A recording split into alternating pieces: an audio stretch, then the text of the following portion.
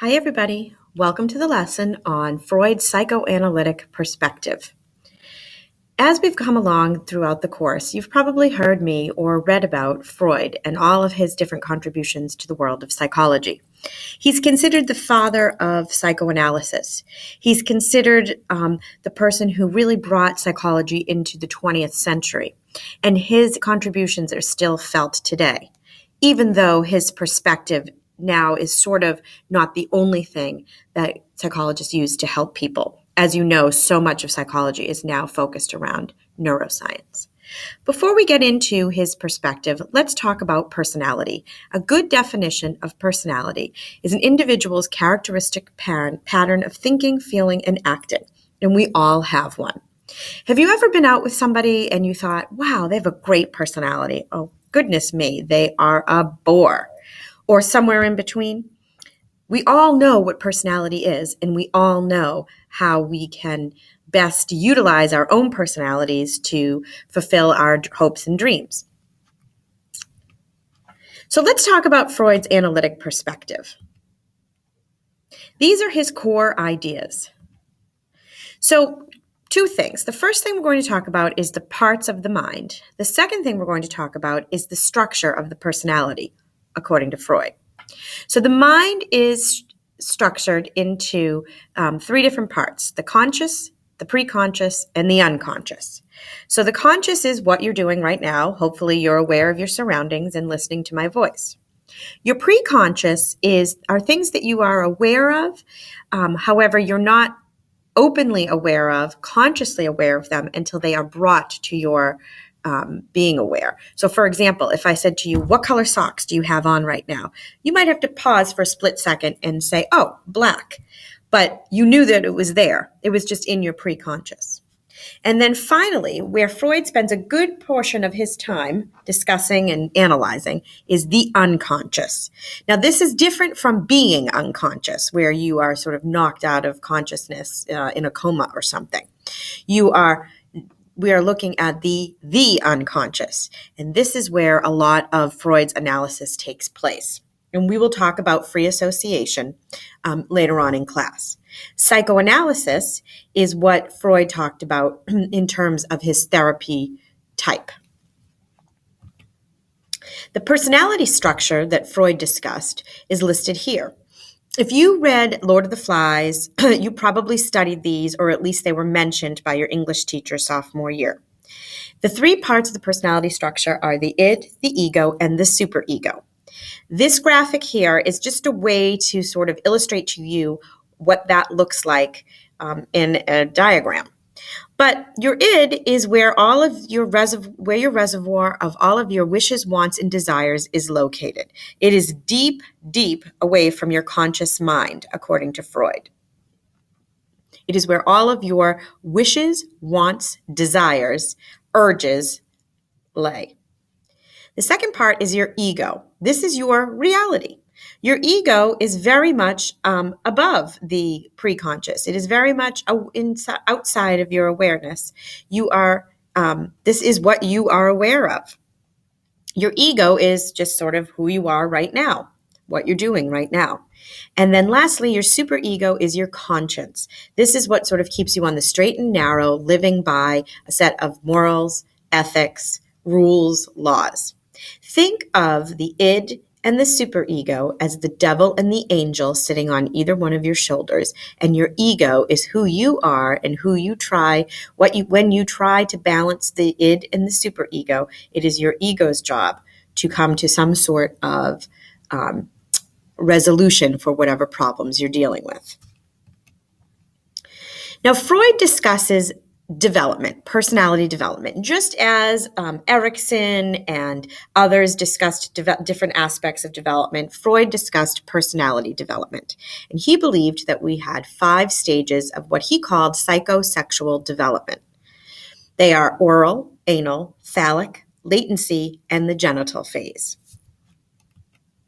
Now, before we get going here on the different phases, I want to make note that Freud was practicing about 110 years ago in Victorian Europe, Vienna. So you can imagine that if his ideas are radical in 2016, you can only imagine what they were like 100 years ago. Well, let's get started. The first phase is the oral phase, and this is in your first year and a half or so of life. All of your pleasures, according to Freud, center around your mouth, sucking, biting, chewing. Again, you notice children of this age are constantly putting things in their mouth.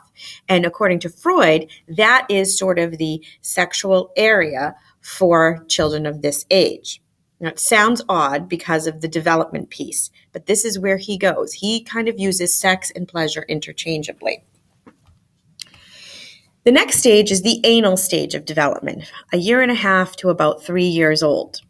The pleasure here focuses on learning to use the bathroom, coping with demands for control. When someone says, oh, he's so anal or she's so anal, that is a reference to Freud's personality development theory, where you have tried so hard to have control over things that you are now stuck in the anal phase of development. The third stage is what we call the phallic stage. This is the age between 3 and 6. Your pleasure zone is your genitals, according to Freud. However, in this stage, Freud believes that boys and girls fall in love with and have incestuous feelings towards the parent of the opposite sex. Perhaps you've read or you're going to read Oedipus Rex, the Greek tragedy. He called this stage also the Oedipus Complex, where little boys fall in love with their mothers, just as Oedipus did. And this, again, really rubs people the wrong way. Why wouldn't it, right?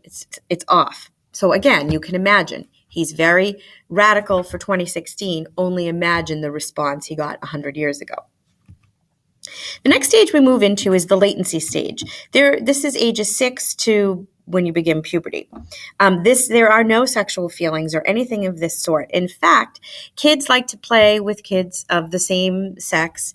They are very happily going to grade school. They are very happily developing normal, healthy habits, relationships with their parents and friends and other family members. In the last stage, that he refers to it as the genital stage. This is puberty and beyond.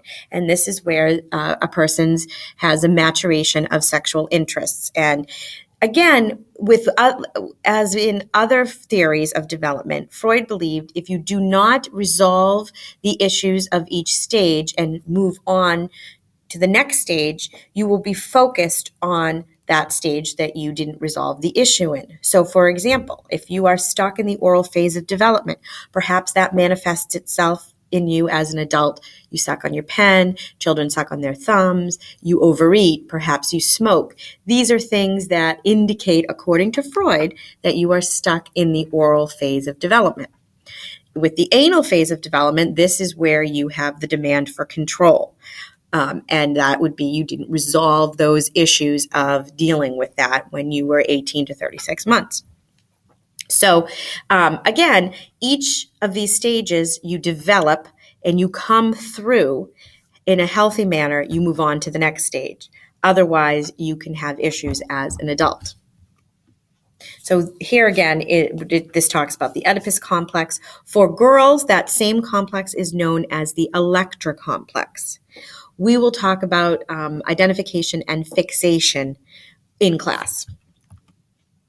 So lastly, let's take a look at defense mechanisms. Everybody loves to talk about defense mechanisms because they are just so fun and interesting. So sometimes the ego cannot handle anxiety or stress. So it resorts, according to Freud, to these defense mechanisms. This is a protection of the ego against whatever issues are threatening it.